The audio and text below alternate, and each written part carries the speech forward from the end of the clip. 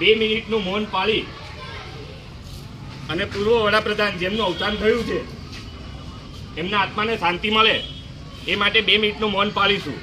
એવું છે સ્પષ્ટ કે 6 દિવસની અંદર ફરી પાછું તમને જવાબ મળશે. પણ તો છતાંય ક્યાંક વ્યવસ્થા અને વહીવટીની અંદર ક્યાંક હજુ થોડીક અચૂક રહી હોય અથવા તો અમારી પણ જે પણ આપવાનું હોય એમાં અમે અચૂક રહ્યા હોય તો એના માટે અમે તમને હજુ પણ સમયના ભાગરૂપે તમે ફરી જે તારીખ કહેશો એ તારીખમાં છેલ્લી તારીખ અને ત્યાર પછી સાહેબ જો ન થાય તો અમે ધરણા પર પણ ઉતરવા માટે તૈયાર છે. કારણ કે કાયદાનું પાલન કરવું અને કાયદાનું પાલન કરાવવું, સુરક્ષા કરવી, આદિવાસી સમાજ ખાસ કરીને ભારતનો મૂળ માલિક કહી શકાય એવું આદિવાસી એના પર આતંકવાદી જેવો શબ્દ બોલાયો હોય તો આ જે બોલનાર વ્યક્તિએ રાષ્ટ્રદ્રોહ કર્યો છે એવું પણ અમે સ્પષ્ટપણે માની શકીએ છીએ.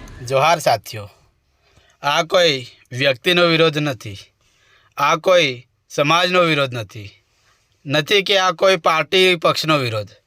આ વિરોધ ફક્ત એ જ છે કે આદિવાસી સમાજને આતંકવાદી કહેવામાં આવ્યો છે, આતંકવાદી પ્રવૃત્તિ કરે છે એવું કહેવામાં આવ્યો છે, તેનો વિરોધ છે. તેના વિરોધમાં આજ રોજ તારીખ 27/12/2024ના રોજ આદિવાસી સમાજ ફરીથી હજારોની સંખ્યામાં ધાનપુર પોલીસ સ્ટેશનની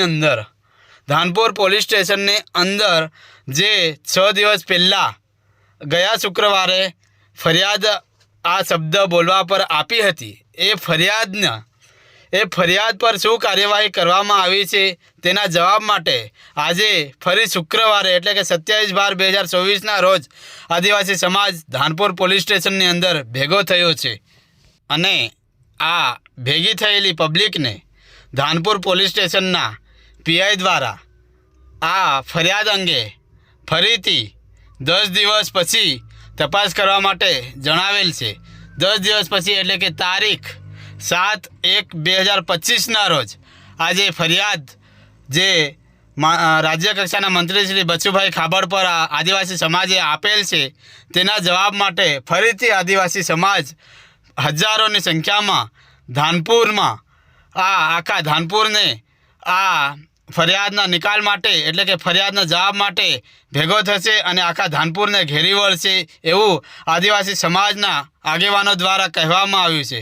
જો આ ફરિયાદમાં કંઈ છૂટ રાખવામાં આવશે તો અહીં ધાનપુરની ધરતી ઉપર આખા દેશ લેવલના આદિવાસીઓ ધરણા પ્રદર્શન કરશે અને જન આંદોલન કરશે તેવું આદિવાસી સમાજના આગેવાનો દ્વારા કહેવામાં આવ્યું છે.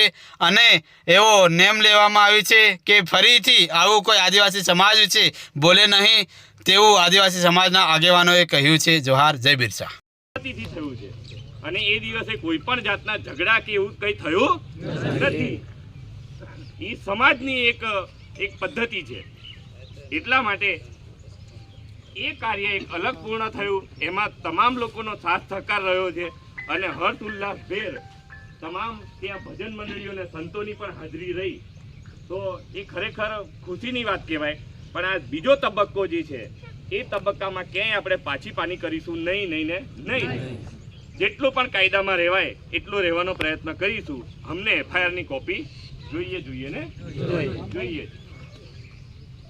આમાં ક્યાંય આપણી પાછળ કેટલાય એવા યુવાઓ હશે કે એમની પર પોલીસ પ્રશાસનના પણ ફોન આવે, નેતાઓના પણ ફોન આવે, સત્તાધારી માણસોના પણ ફોન આવે, પણ એ એમની પાર્ટીને બચાવવા માટે અથવા તો પોલીસ પ્રશાસનને પ્રોટેક્શન માટે વાત કરતા હોય. પણ આ આદિવાસી સમાજ પર આતંકવાદી જેવો શબ્દ એ 50 વર્ષ સુધી માથા પર લઈને ફરવું એ આપણને પોસાય નહીં. કોઈ પણ પાર્ટીનો માણસ આપણને એમ કહેતા હોય કે ભાઈ ના હવે તમારે શાંત રહેવું જોઈએ, તમારે મૂર્તિ થઈ ગઈ છે એટલે એ મૂર્તિ તો થઈ છે એ તો તમે નહીં કહેતા તો બી કરવાના હતા. તો એ મુદ્દો અલગ છે. અને આ આતંકવાદી શબ્દ આ એટલા માટે આપણે આને એફઆઈઆર સુધી પહોંચવાનું છે કારણ કે આખા ગુજરાતની અંદર સૌથી વધુ જે એનર્જીવાળા કહેવાય એ જેનામાં જૂનો અને જુસ્સો છે એ ઇતિહાસમાં લખાયેલું છે. હમણાં બી આપણે પાછું લખવાનું છે કે ધાનપુર ઘાટાનો આદિવાસી કોઈ માને નહીં.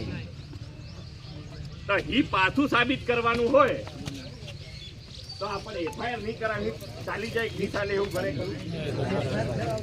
એફઆઈઆર કરાવી જ પડે. અને એફઆઈઆર વગર આપણે પાછા ભરવાનું નથી. હા ભણે પાછા 3 દન પર પાછા ભેગા થવા કે પાછા ભેગા થવું, અને પછી નહીં માને તો ધરણા પર ઉતરી જવું. પણ એફઆઈઆર તો આપણે કરાવો. પણ કાયદામાં કઈતા શું કરતા નહીં. કઈના પછાડીથી કઈતા પત્ર હતો મારી દેતા નહીં. કઈતા ખરિયા કામ તો તોડી દેતા નહીં. કારણ કે આ બધી લડાઈ છે એ એમ આપણું લાગે પ્રશાસનની સામે, સત્તાવાળાની સામે અને મંત્રાલયના સભ્ય સામે લડવાનું હોય તો સંપૂર્ણ ગાંધીવાદી અને સંપૂર્ણ કાયદાની જોગવાઈમાં આપણને લડવું પડે. પહેલાની સિસ્ટમ હતી કે જેમાં આપણે પાવર હતો કે આપણે આનો પાવર હતો તો કે આપણા પ્રદેશની અંદર કઈનો રાજા આવી જતો, કઈનો રજવાડો આવી જતો તો આપણામાં એનું કૌશલ્ય હતું કે આપણે તીર કામટું નાખી દેતા. બરાબર છે? કારણ કે એ બી આપણી એક કળા હતી કે આપણા વિસ્તારમાં કઈનો આવે એટલે હરિયા કામટું આપણે આહણી દેતા. એ આપણી કળા હતી અને એ કળાનું કૌશલ્યમાં કેટલાય રાજાઓ આપણા આદિવાસી વિસ્તારની અંદર આવી શક્યા નથી. એ જીતી વખતની કળાની અંદર આપણો આદિવાસી ક્ષેત્ર એ શિડ્યુલ 5 કહેવાયો અને એની અંદર આપણને તમામ પ્રાવધાન મળ્યા. પણ ત્યાર પછી શિડ્યુલ 5 ની અંદર આપણી જે નોન જ્યુડિશિયલ સિસ્ટમ હતી એ ભીડા કરવાની સિસ્ટમ, એમાં આપણે ઘણા બધા સફળ રહ્યા જ છે, નથી રહ્યા એમ નહીં. આવતા જતા જે ગામની અંદર બનતી ઘટનાઓમાં આપણે એમાં સફળ રહ્યા જ છે કોઈ ને કોઈ ઘટનામાં. પણ તો છતાંય શિડ્યુલ 5 ની અંદર આઈપીસી, સીઆરપીસી ને ક્રિમિનલ જે આપણાથી કદાચ ના હચવાયા એવા કેસ માટે દરેક આદિવાસી વિસ્તારની અંદર, બીજા વિસ્તારની અંદર તો કોમન છે જ, પણ સ્પેશિયલ ફોર આઈપીસી, સીઆરપીસી ને ક્રિમિનલને સાચવવા માટે આપણા વિસ્તારની અંદર પોલીસ સ્ટેશનની રચના કરવામાં આવી. હવે આઈપીસી, સીઆરપીસી ને ક્રિમિનલની રચના કરવામાં આવી તો આદિવાસીઓ પર આતંકવાદી શબ્દ બોલતા હોય તો એમાં પોલીસ પ્રશાસન આપણને મદદ કરવી પડે કે નહીં કરવી પડે? કરવી પડે. બરાબર છે? હા, અમે આદિવાસી બજાહી તો કે છે કે ના તમારે પોલીસ સ્ટેશનમાં ત્યાં ભીડા નથી કરો, તમારે અહીં આવી જવાનું નહીં, અમે તમને સોલ્યુશન કરી આલું. બરાબર છે? તો હા આ બન્યું છે તો એમાં અમારે સોલ્યુશન નથી જોઈતું, અમારે એફઆઈઆર જોઈતી. બરાબર વાત છે કે? એટલે એ વખતે જેમ આપણે હરિયા કામટી લઈને આહણવાની જે કૌશલ્ય ધરાવતા હતા જેમ જેમ સત્તા બદલાતી ગઈ, દેશ આઝાદ થતો ગયો, બંધારણનું પાલન કરવાનું થયું એટલે આપણે બધા બંધારણને માનતા થયા. જેમ સરકાર ચલાવે છે, જેમ સરકારના કાયદા છે, જેમ બંધારણની અનુસૂચિઓ છે, અનુચ્છેદ છે, આ બધું આપણે એનું પાલન કરતા થયા બંધારણ પ્રમાણે. હવે બંધારણની જોગવાઈમાં એવું થાય